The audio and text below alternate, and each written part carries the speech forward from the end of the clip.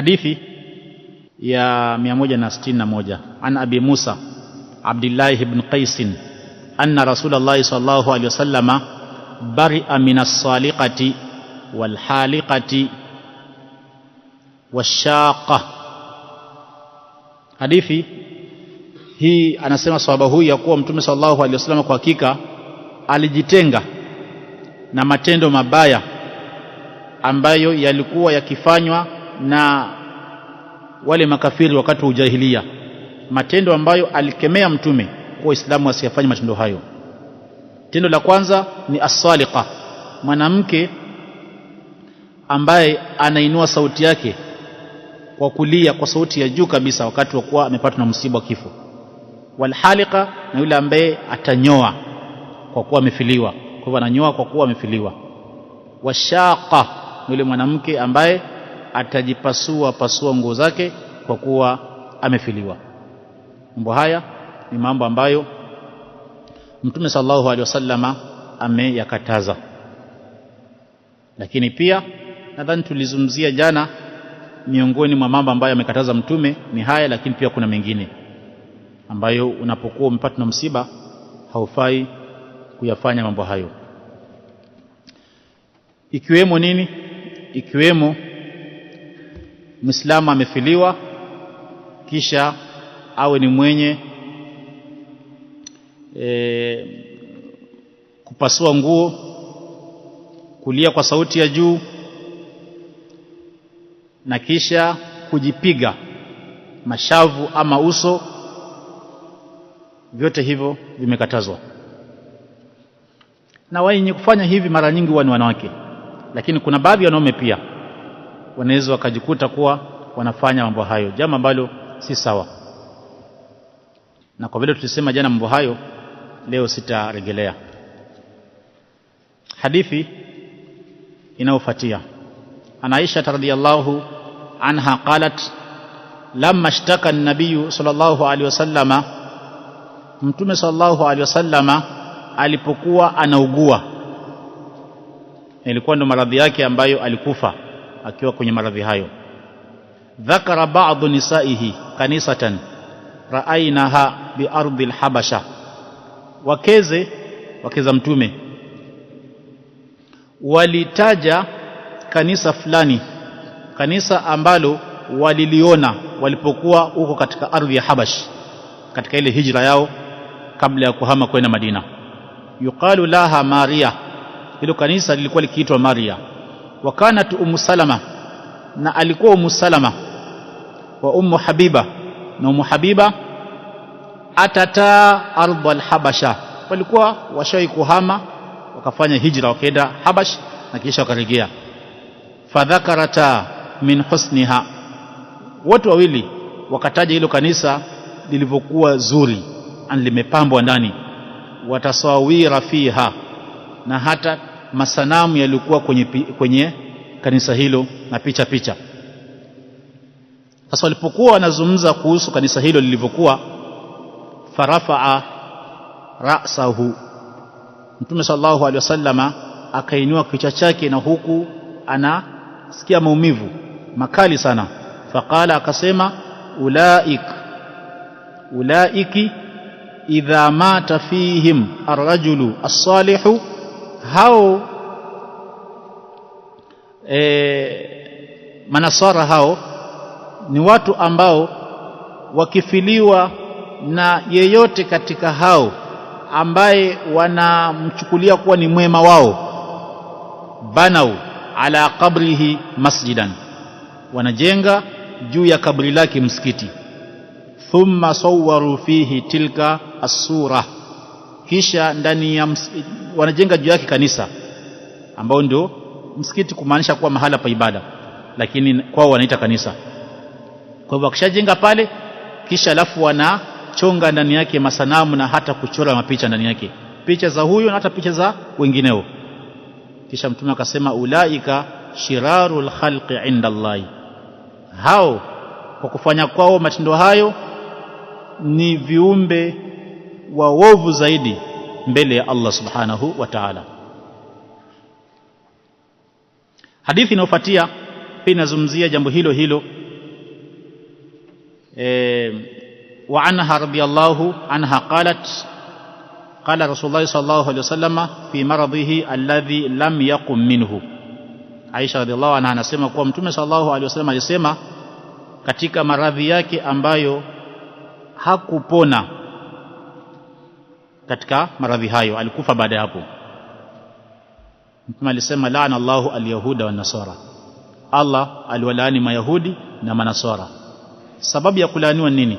Ittakhadhu qubura anbiyaihim masajida, walifanya makaburi ya manabii wao kuwa ni misikiti, ani mahala pa ibada pa kufanya ibada zao.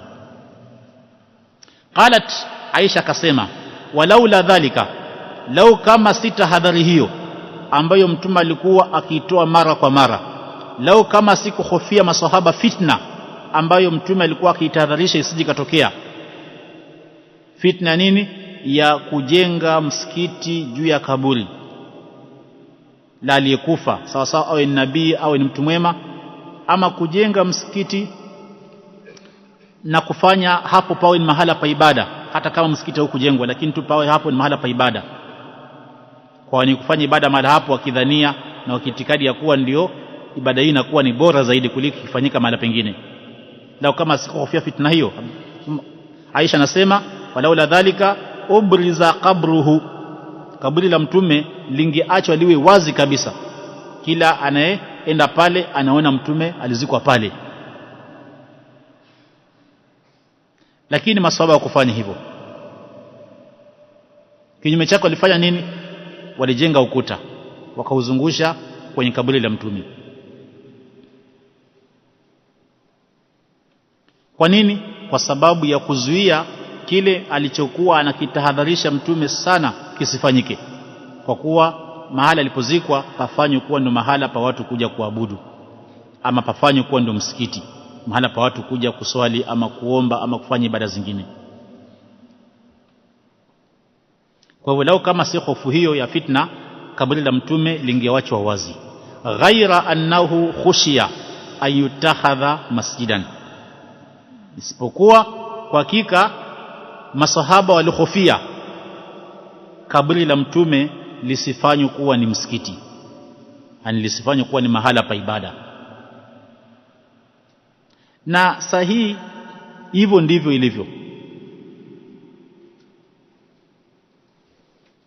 Ndio sababu Imamu Ibn Qayyim akasema kwenye Nunia, wastajaba Allahu du'ahu wa hatahu bi thalathati judrani, yani Allah akakubali dua ya Mtume ya kuwa kaburi lake lisifanywe kuwa ni mahala pa ibada ama msikiti, ni ikawa sababu ya kuwa masahaba wakajenga ukuta. Na sasa hivi kumezungushwa ukuta kama anavyosema Ibn Qayyim kwa kuta 3, lakini mlango upo.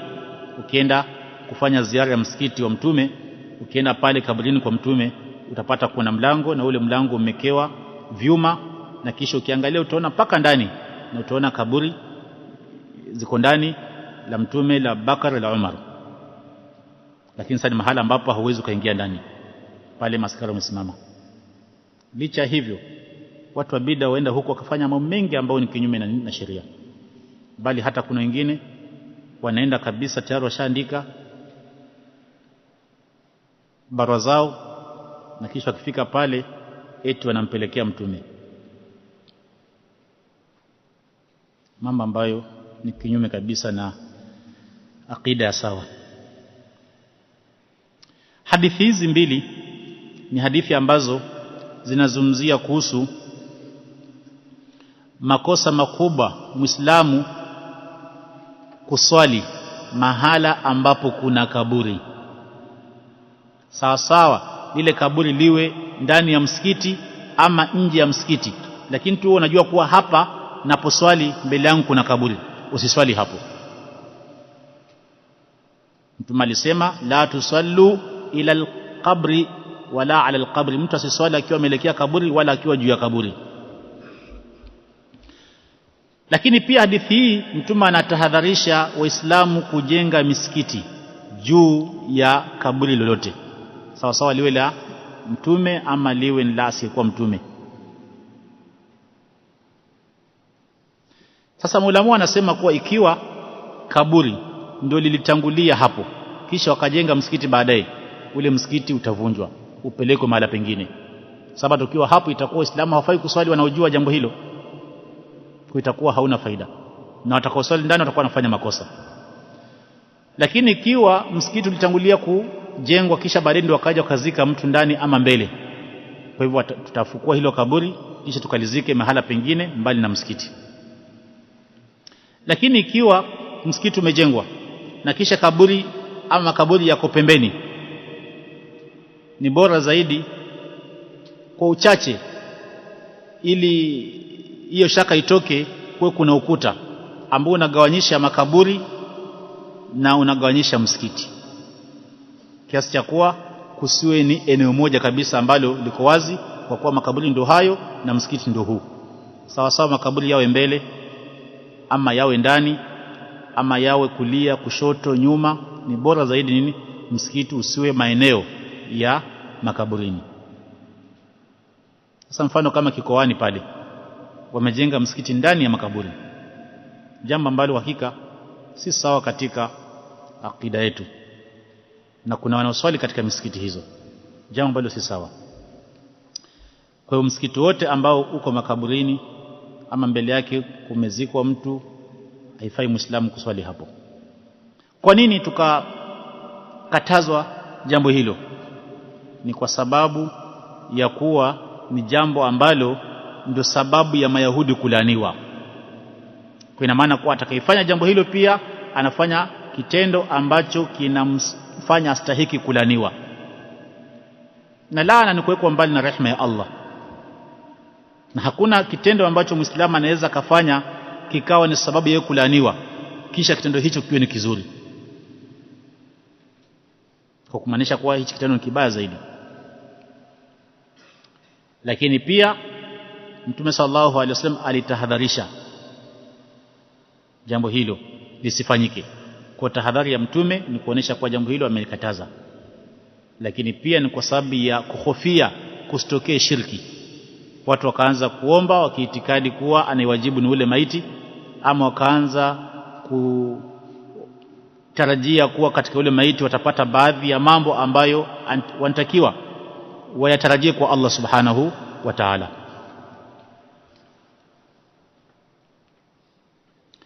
Naam, hadithi inayofuatia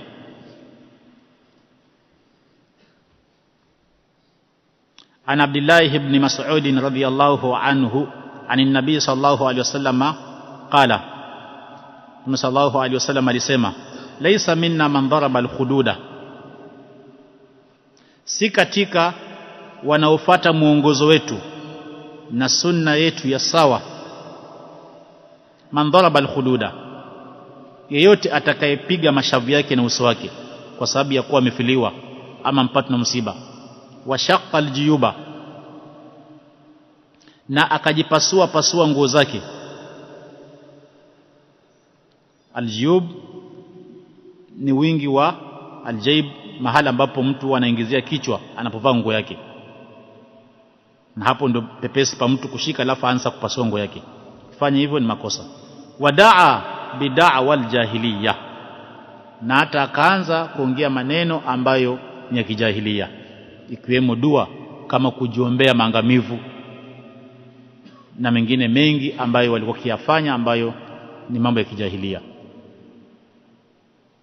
Kwa hivyo hayo ni baadhi ya mambo ambayo tuliyazungumzia jana, ambayo wakati Muislamu ampata habari ya kifo, ya kuwa kuna ndugu yake amekufa, kama ni jamaa yake Muislamu ama ni Muislamu ndugu yake katika Uislamu, rafiki yake, basi hafai kufanya mambo kama hayo na mengine ambayo tuliyasema jana.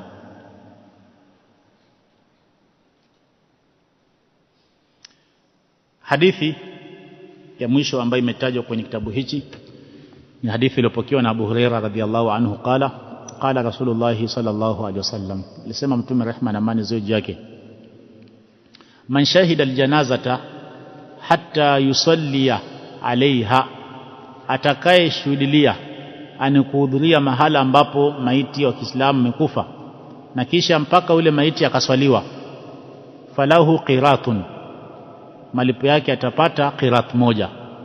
wa man shahidaha hatta tudfana falahu qiratani, na atakayeshuhudia akabakia pale mahala mpaka maiti yakazikwa na akashiriki kwa yote hayo, kumsalia na hata kumzika, falahu qiratani, atakuwa na qiratu mbili. Qila, mtume akaambiwa, tasemekana, wama alqiratani, qiratani mbili ni nini? Qala, mtume akasema, mithlu aljabalaini alazimani, ni mfano wa majabali mawili makubwa. Wali Muslim, hadithi iliyopokewa na Muslim, asgharuhuma, jabali ndogo katika hizo, mithlu Uhud, ni mfano wa jabal ya Uhud. Kwa hadithi hii ni moja katika hadithi ambazo tumetangulia kuzisoma, ambazo zinazungumzia kuhusu fadhila ya Muislamu kushiriki katika mazishi. Na kushiriki si kushiriki tu kwa kujionea, bali ashiriki kwa kufanya yale yanayofanyika pale ambayo huwa yanafanywa na watu wote. Na mambo ambayo hufanywa na watu wote ni swala, kila mwenye kutaka anashiriki, si watu fulani peke yao. Kisha jambo lingine ni kuzika. Lakini swala la kuosha na swala la kuvisha sanda, hilo huwa ni watu wachache tu ndio wanashiriki jambo hilo, wala si watu wengi. Ni nani ambaye ana haki zaidi katika kumuosha maiti? Yule ambaye ana haki katika masala kumuosha maiti ni yule ambaye maiti mwenyewe alihusia ya kuwa nikifa fulani ndiye atakayeniosha, na kisha wasia huo ukawa unajulikana, yatakiwa utumike. Ikiwa hakuhusia, ama labda alihusia lakini aliyehusiwa hayupo, ama yule aliyehusiwa hawezi akamuosha kwa sababu labda wakati huo ni mgonjwa, ama alitangulia kufa, sasa atakaye tangulizwa ni jamaa yake, na wale jamaa ambao watapewa kipaumbele ni wale wanaitwa asaba. Katika ilmu almirath kuna watu wanaitwa asaba. Asaba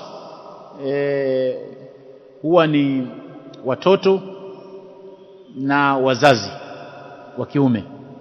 Kwa hiyo ina maana kuwa ikiwa aliyekufa ni mtu ambaye ana wazazi wake ndio watapewa kipaumbele, na kama aliyekufa ana watoto, wazazi hawapo, basi watoto wake ndio watapewa kipaumbele.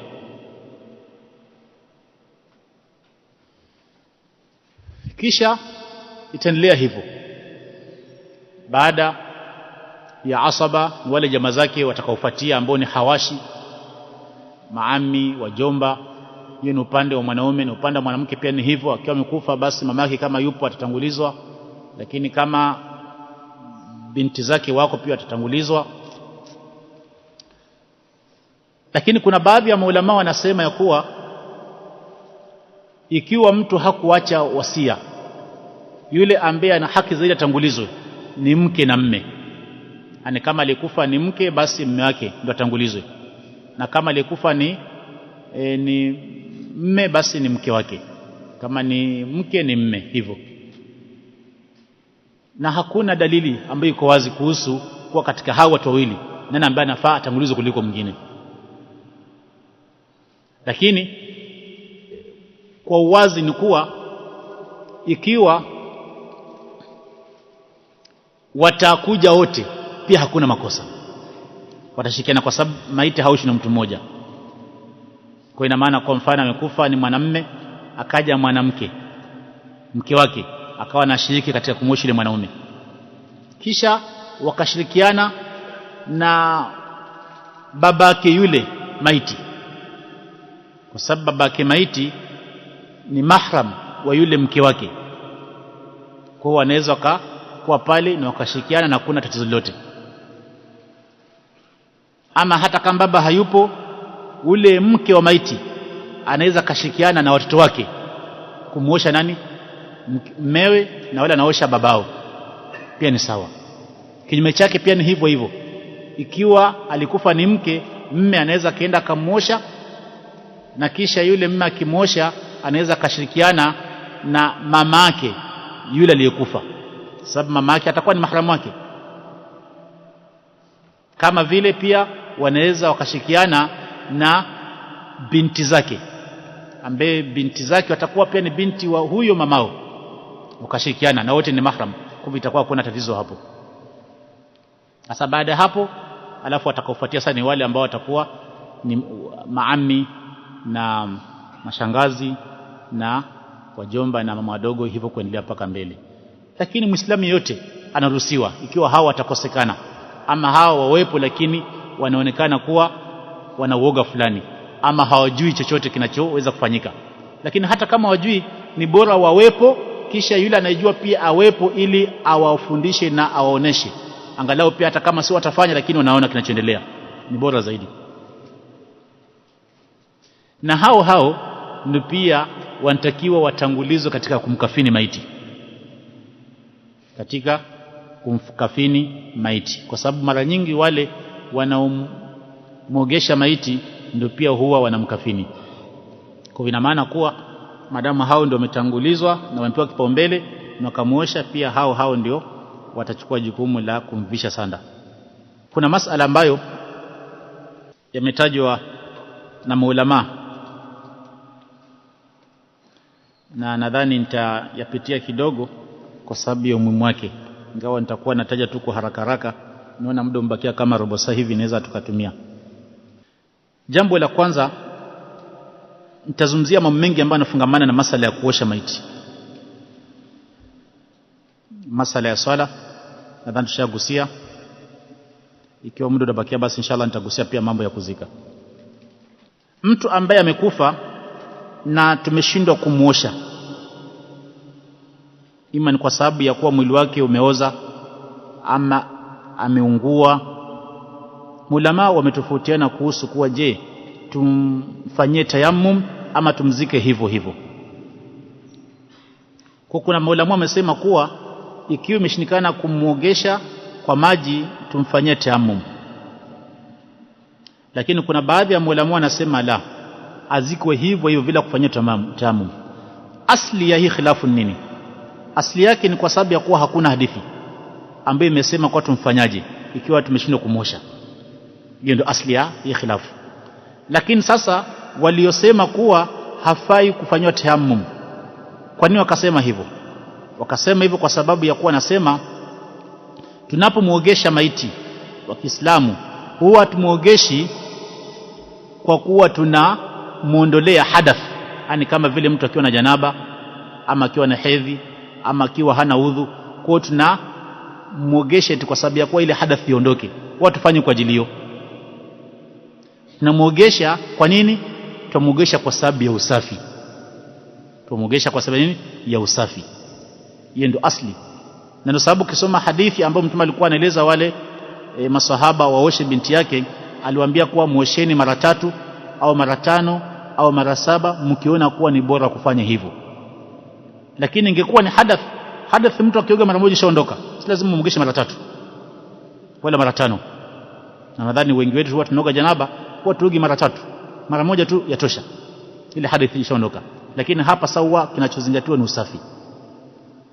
Hasa wakasema kwa ajili hiyo, ikiwa lengo la kumwogesha maiti ni usafi na kinachoweza kutekeleza lengo hilo ni maji, na sasa imeshindikana, huu mchanga hawezi kumsafisha mtu.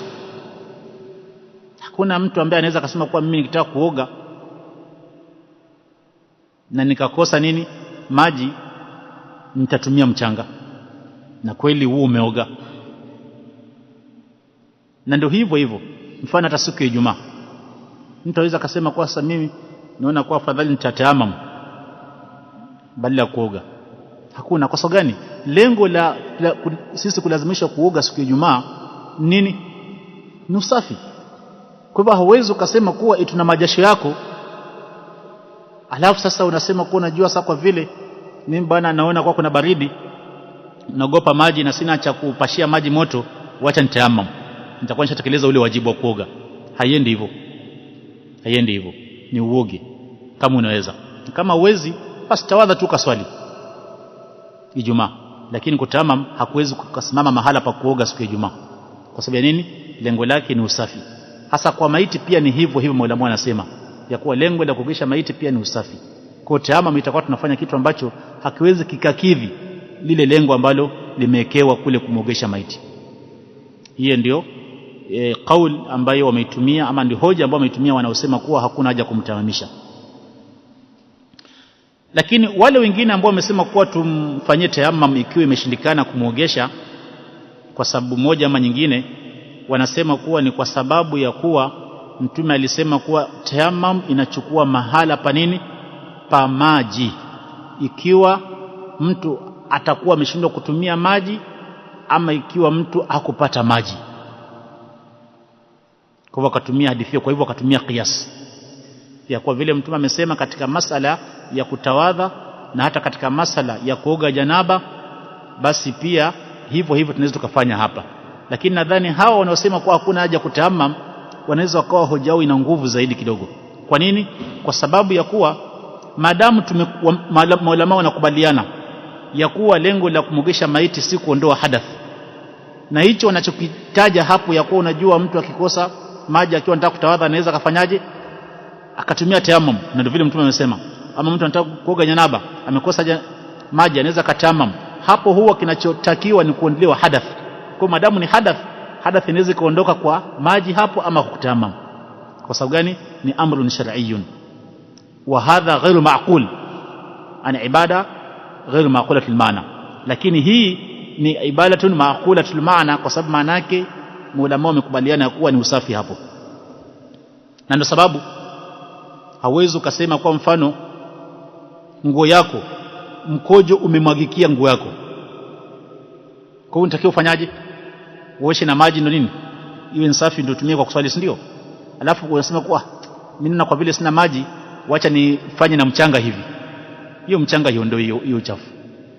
Afadhali uswali nao hivyo hivyo kama umekosa maji kabisa, sababu lengo ni usafi, na hapo mchanga hauondoi nini hiyo najisi ambayo itakuwa hapo.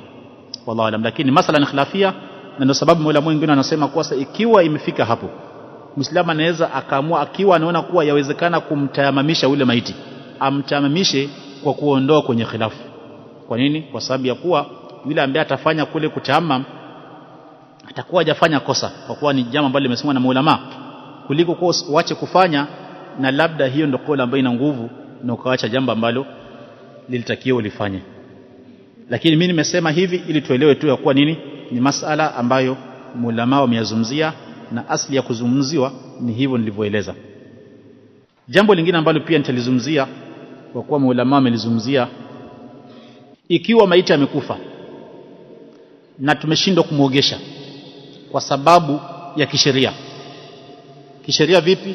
Ni kuwa huyu maiti mfano ni khuntha, ni maiti khuntha, kwa hivyo si mwanamke si mwanaume. Ama maiti ni mwanaume lakini walioko wote ni wanawake, ama ni mwanamke na walioko wote ni wanaume. Sasa je, ni hatua zipi ambazo zinafuatwa? Mulamu anasema kuwa maiti kama huyo kinachotakiwa kifanywe ni kuwa ikiwa atapatikana mtoto mdogo ambaye hajafikisha umri wa tamiz, yani kama miaka 5 hapo 6, kwa fupi ni kuwa mtoto ambaye bado hajabalighi yuko hapo, hata kama amefikisha miaka 7 pia, na kisha tukawa ni wenye kumfundisha mpaka akawa ni mwenye kuelewa vile anavyotakiwa moshe, anaweza kamosha. Kwa sababu kama tulivyosema pale mwanzo ya kuwa mtoto mdogo akifa anaruhusiwa kuoshwa na yeyote. Mtoto mdogo ambaye bado hajabalighi na hajafikisha umri wa tamizi, miaka 7 kushuka chini, akifa akiwa ni mvulana anaweza kuoshwa na wanawake, kuna makosa. Walamu anasema hivyo kwa sababu ya kuwa anazingatia kuwa aura yake ni kama si aura. Hasa wakasema kwa kinyume chake, manake pia inawezekana hivyo, maadamu huyu alikuwa anaweza kaoshwa na hawa, kwa sababu hiyo ina maana kwa pia yeye pia anaweza kaosha hao kwa sababu hiyo. Lakini sasa ikiwa huyu mtoto hayupo, Sasa atafanywaje hasa kwa mfano wa huyu khuntha? Na khuntha ambayo tunamzungumzia hapa ni khuntha gani? Ni khuntha al-mushkil. Sababu khuntha maulama wamegawanya aina mbili. Kuna khuntha ni mtu ambaye ana aura mbili, ya mwanamume na mwanamke. Lakini yule ambaye anaitwa mushkil ni yule ambaye ani zote zafanya kazi. Yeye mwanamume anafanya kazi na yeye mwanamke pia anafanya kazi. Hiyo inaitwa khuntha al-mushkil. Bado anatatiza watu, hajulikani kuwa atawekwa kwenye kundi gani. Lakini yule ambaye ni khuntha ambaye hali yake mbainika, al-haqiqi, ambaye ndio ziko mbili lakini moja inafanya kazi, huyo moja kwa moja ataoshwa na wale ambao anaelekea huko. Sababu makhuntha pia unaweza kupata ni khuntha ndio, lakini mwanamke amezaa na ameolewa. Sasa hapa itakuwa kuna mushkil. Mume wake atamuogesha sababu ni mke wake huyo. Kwa hivyo itakuwa hii hadithi ya kuwa mke anaogeshe mume inaingia moja kwa moja. Lakini pia kwa vile sasa ni mke, wanawake wenzake pia wanaweza kumuogesha kwa sababu sasa amri yake ni hakiki, imebainika. Lakini hapa tunazungumzia yule ambaye ni mushkil. Ndio hasa maulama wanasema kuwa naye atafanywaje. Sasa wanasema huyu hukumu yake ni sawa na hukumu ya nani? Ya yule aliyekufa na tumeshindwa kumuogesha. Atafanywa hivyo hivyo, isipokuwa ikiwa tutapata mtoto mdogo ndio nini? Ndio anaweza kafanyaje? Akamuogesha. Ingawa wengine wakasema kuwa ikiwa kutapatikana khuntha mwenzake, basi takuwa nini? Wafaqa shanu tabaq, ana umafikiana. Ingawa si rahisi, unaweza kupata khuntha mmoja hapa, tena labda wanaojua kuwa ni khuntha ni watu wachache, mwingine pia labda upate hivyo. Lakini nasikia kuna baadhi ya nchi huwa mtoto akizaliwa kama ni khuntha anapelekwa mji ambao makhuntha wenzake wako huko. Kwa hivyo unaweza kupata mji huo ukiingia pale na makhuntha watupu. Ni mambo hivyo na baadhi ya walioishi katika nchi hizo, hasa huko Pakistan na nchi zingine. Kwa hivyo mama akizaa mtoto hospitali na akajulikana na khuntha, moja kwa moja anachukuliwa anapelekwa wenzake huko, haishi na wengine huko. Sasa ikiwa itatokea hivyo na huko wanaishi wenyewe kwa wenyewe, kisha wakafa wenyewe kwa wenyewe na wakafanyana mambo yao wenyewe kwa wenyewe, itakuwa sasa hapo nini? Sisi wengine hatuhusiki. Subhanakallahumma rabbana bihamdika ashhadu an la ilaha illa anta astaghfiruka wa atubu ilaik. Jazakumullahu khairan.